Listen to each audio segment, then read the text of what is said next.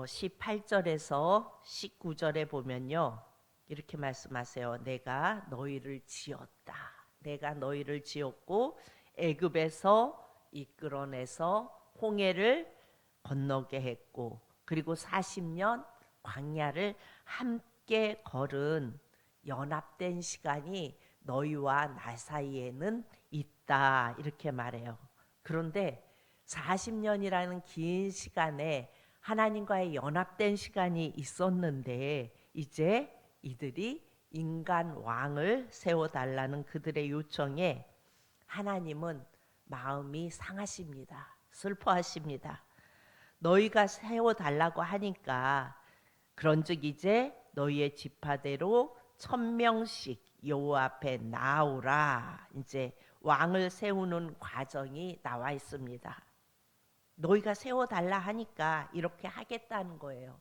그러면서 하나님이 인간 왕은 죄성으로 인해 자기 유익을 채워서 착취하기 때문에 인간은 왕이 되면 안 된다는 거예요.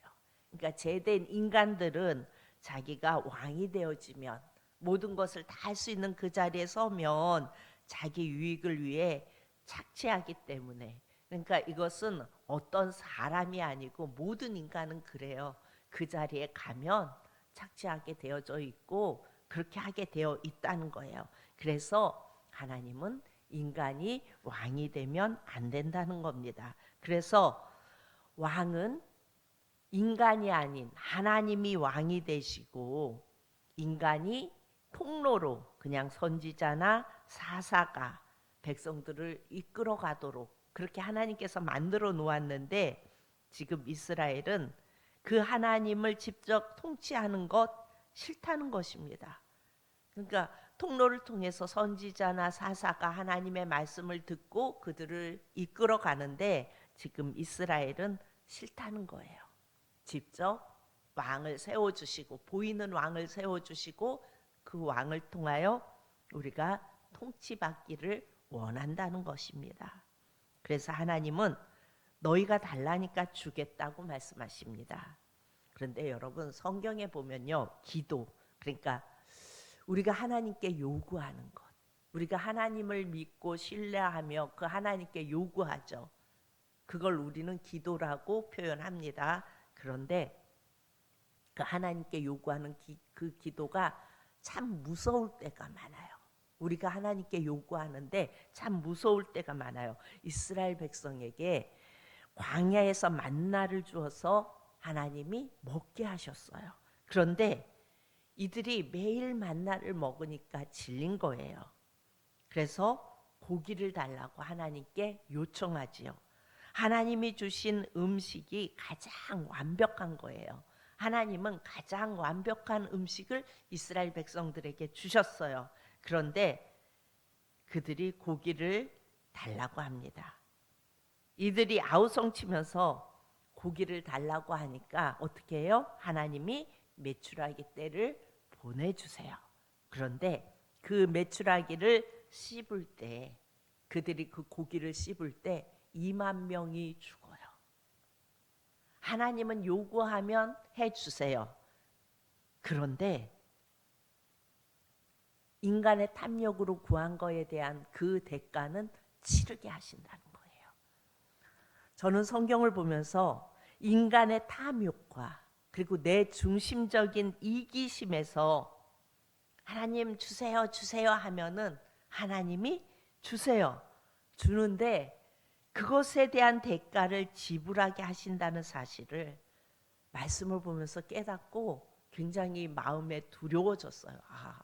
뭘 구해도 하나님의 뜻이 이게 맞는지 먼저 생각하고 구해야겠구나.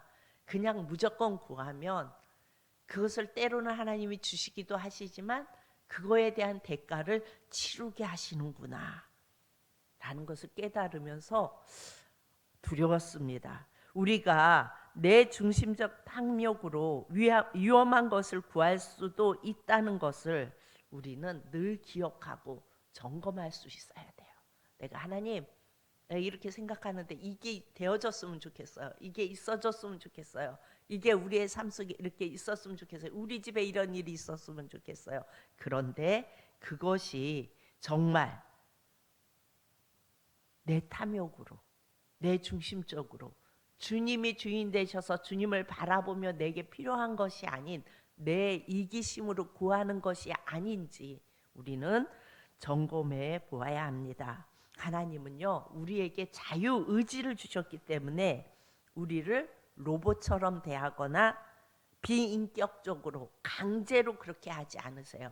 때로는 계속 다른 길로 가면 강제적으로 끌어다 앉혀 놓을 때도 있지만 대부분은 하나님께서는 비인격적으로 강제로 하지 않으신다는 거예요. 로봇처럼 대하지 않는다는 거예요. 우리가 선택하면 하나님은 그 선택을 존중해 주십니다. 하지만 하나님은 다양한 방법으로, 말씀으로, 또 기도로, 또 성령을 통해, 그리고 주의 믿음의 사랑과 환경을 통해서 지금 내가 가고 있는 이 길이 최선의 길인지 아닌지 계속 말씀해 주고 계세요.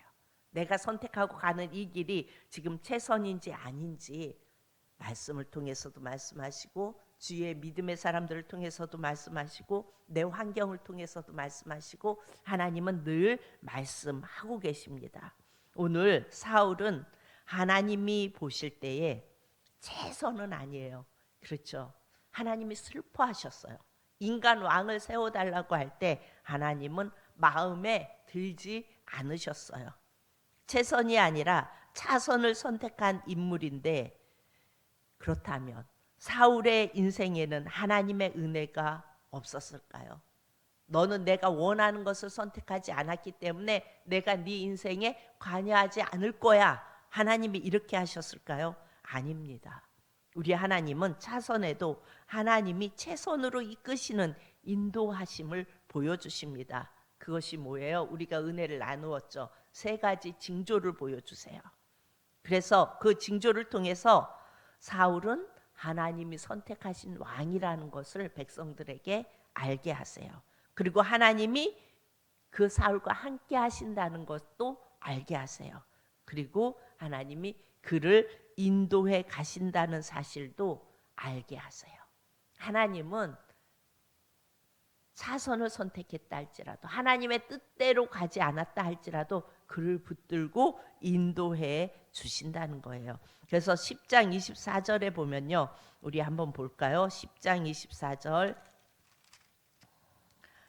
사무엘이 모든 백성에게 이르되 너희는 모든 백성 중에 짝할 리가 없느니라 하니 모든 백성이 왕의 만세를 외쳐 부르니라.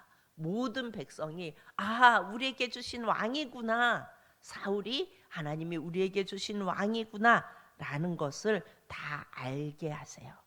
비록 왕정 제도는 백성들이 택할 수 있는 최선이 아니었지만, 그죠? 하나님이 슬퍼하셨다고 그랬어요. 그러니까 최선은 아니에요. 그러나 하나님은 그럼에도 불구하고 그들과 함께 하시며 그 차선 안에서 최선을 인도하고 계세요. 최선으로 그들을 인도하고 계십니다. 그런데 뭐라고 말씀하세요? 죄된 인간이 왕이 되면 어떻게 되어진다는 것을 하나님은 수도 없이 말씀해 주셨어요.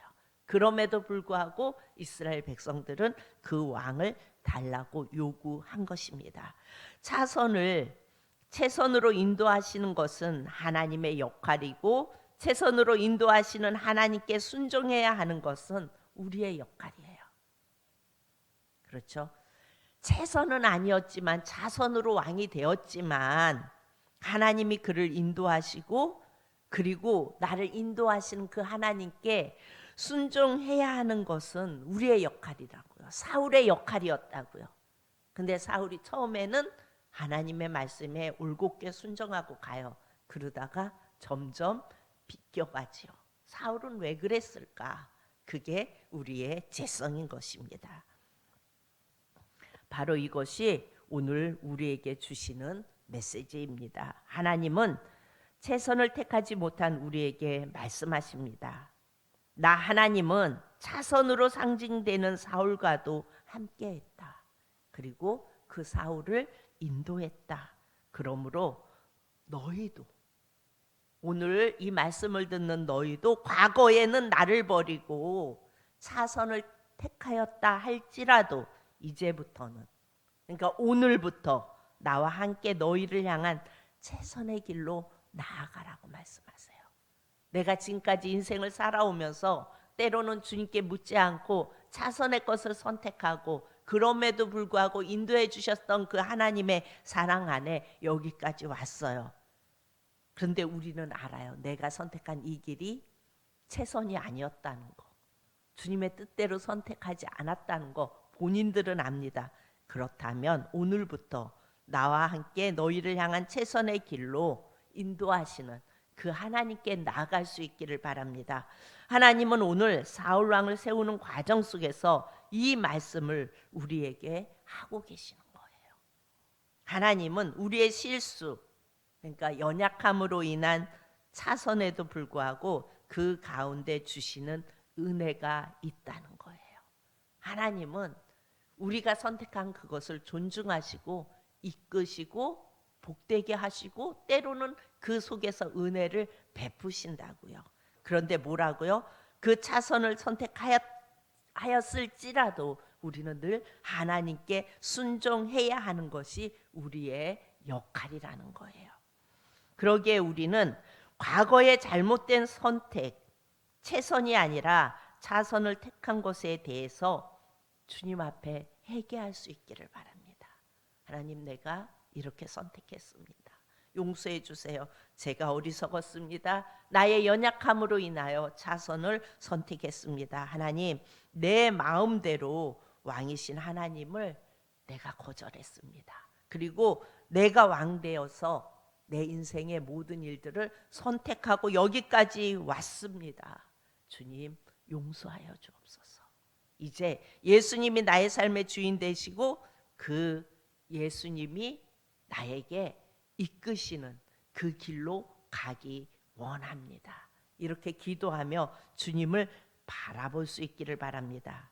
그렇게 회개했으면 이제 지난 일에 대해서 더 이상 후회하지 마시고, 그러니까 지난 일에 내가 잘못 선택한 거에 대해서 더 이상 후회하지 마시고 지금 이 순간부터 주님을 바라볼 수 있기를 축복합니다. 주님을 의지할 수 있기를 축복합니다. 나의 주인 대신 그 주님을 붙잡고 나아갈 수 있기를 축복합니다. 어제까지는 차선이었으나 오늘부터 하나님께서 여전히 나와 함께 하셔서 최선의 길, 그러니까 예수님이 보시기에 가장 좋은 길로 우리의 인생을 인도해 가실 때 우리는 그저 순종하며 그 길을 따라가면 되는 거예요. 아멘. 여러분, 예수님을 믿는다는 것은 참 쉬운 거예요. 그런데 어려운 건 왜 어려워요? 자꾸 내가 주인 되어서 내 인생을 이끌어 가려고 생각하기 때문에 어려운 거예요. 내 고집대로, 내 재성에, 내 욕심, 그것대로 이끌어 가려고 하기 때문에 어려운 거예요. 예수님을 바라보고 예수님이 인도하시는 대로 순종하며 따라갈 때에 우리는 가장 안전한 길, 그리고 가장 최선의 인생길을 걸어갈 수 있습니다. 오늘도 우리의 삶이 나의 주인 되시는 예수님을 바라보고 예수님께 순종하며 따라갈 수 있는 저와 여러분이 되어질 수 있기를 축복합니다.